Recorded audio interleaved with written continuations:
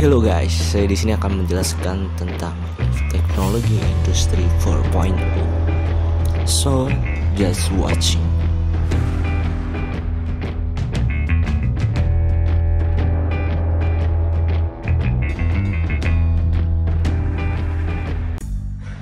Oke, pertama-tama saya akan menjelaskan tentang apa itu industri 4.0. Sebenarnya 4.0 itu adalah revolusi industri dari 1.0, 2.0, 3.0, dan sekarang adalah 4.0. Dan revolusi industri 4.0 merupakan perubahan fundamental di bidang industri yang telah memasuki era baru, gelombang keempat dari perjalanan dan perkembangan revolusi industri. Sebab itulah disebut dengan revolusi industri 4.0.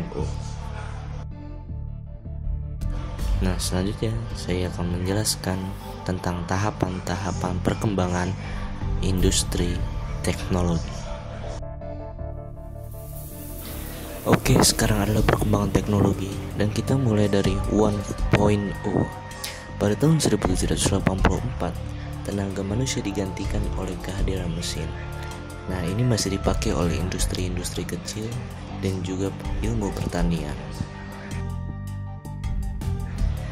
Dan selanjutnya adalah 2.0. Pada tahun 1870, berkembangnya industrialisasi dan ilmu pengetahuan pembagian kerja produksi massal. Jadi pada tahun 1870, 2.0 ini teknologinya sudah dipakai oleh industri-industri besar seperti pabrik dan lain-lainnya. Dan selanjutnya adalah teknologi 3.0. Pada tahun 1969 sudah mulai munculnya internet dan teknologi digital. Nah, jadi pada tahun ini sudah muncul sistem online, tapi tidak berkembang pesat seperti pada tahun ini. Dan yang sedang kita alami adalah 4.0. Dimulainya dari tahun 2011 sampai sekarang, itu sudah mulai muncul Internet of Things, Big Data, Artificial Intelligence, Human Machine Interface, Robotic and Sensor Technology. Dan ada lagi 3D printing teknologi. Nah, jadi dalam industri 4.0 itu mempunyai 4 prinsip. Prinsip pertama adalah interoperabilitas, dan prinsip kedua adalah transparansi informasi, dan prinsip ketiga bantuan teknis, dan prinsip keempat adalah keputusan mandiri. Dan mari kita akan melihat apa penjelasan dalam 4 prinsip tersebut.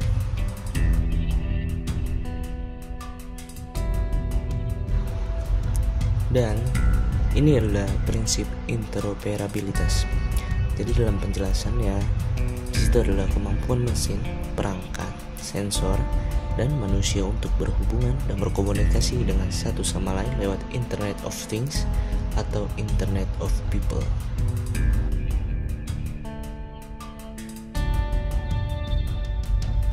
Dan ini adalah prinsip kedua, transparansi informasi. Penjelasannya adalah kemampuan sistem informasi untuk menciptakan salinan dunia fisik secara virtual dengan memperkaya model pabrik digital dengan data sensor. Dan adalah prinsip ketiga, bantuan teknis. Kemampuan sistem bantuan untuk membantu manusia dengan mengumpulkan dan membuat visualisasi informasi secara menyeluruh agar bisa membuat keputusan bijak dan menyelesaikan masalah genting yang mendadak.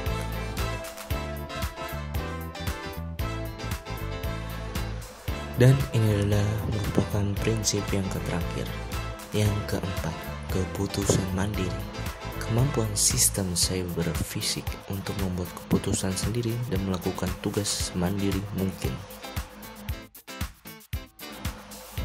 Oke, jadi itulah penjelasan tentang 4 prinsip pada industri 4.0. Dan kita akan beralih ke selanjutnya. Nah, untuk ke slide selanjutnya, saya akan menjelaskan tentang data adalah mata uang baru. Nah, jadi setiap hari miliaran orang berbagi secara online. Mereka memposting gambar, video, dan status. Mereka mengirim pesan teks, Mereka menyukai pembaruan orang lain. Bagaimana mereka membagikan semua itu? Tentunya karena menggunakan perangkat yang terhubung ke internet. Miliaran orang berbagi dan diterjemahkan ke miliaran perangkat dengan sensor yang tertanam. Mengirim triliunan sinyal real-time ke cloud. Hal-hal seperti ini koordinat, GPS, data berbasis, lingkungan, clickstream, dan data kesehatan.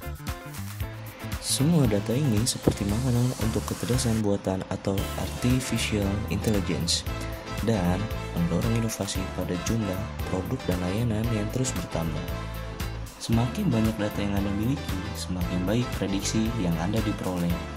Algoritma pembelajaran mesin dapat menganalisis miliaran transaksi dan variabel ini untuk membuat bisnis lebih cerdas. Mereka dapat membantu bisnis mengantisipasi tren dalam permintaan konsumen dan juga mempersonalisasikan promosi untuk masing-masing pelanggan dan mengoptimalkan harga. Jadi itu sedikit penjelasan dari saya bahwa data adalah mata uang baru. Dan sungguh ini adalah informasi yang penting buat kita.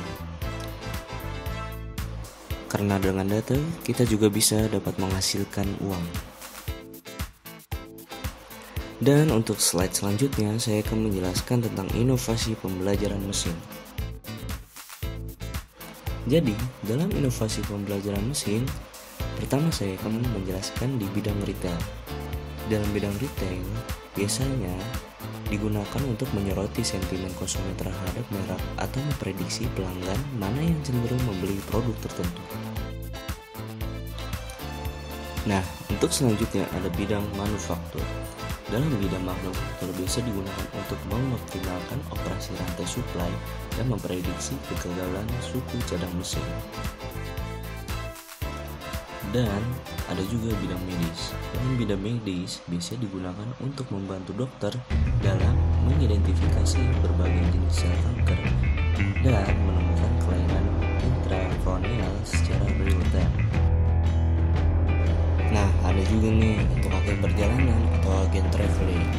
Biasanya untuk digunakan untuk merencanakan liburan dengan kecerdasan AI atau artificial intelligence.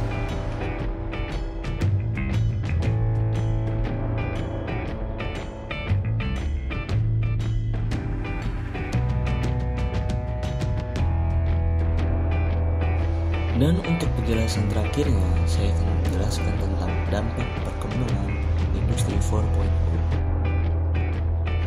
Dalam bidang keuangan, lembaga keuangan juga termasuk jenis usaha yang terkena dampak revolusi industri. Dan juga ada dalam bidang pertanian.